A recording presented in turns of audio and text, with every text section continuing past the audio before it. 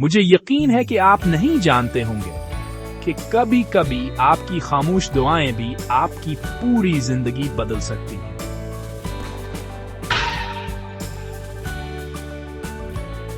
میری محبت کی کہانی بھی ایسے ہی شروع ہوئی۔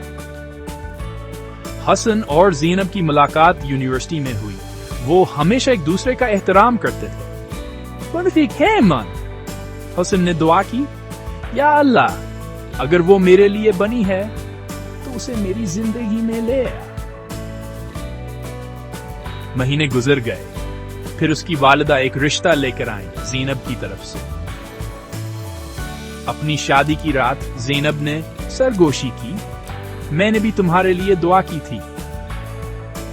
نکاح کے بعد کی محبت، یہ صرف محبت نہیں، یہ قبول شدہ دعائیں ہیں۔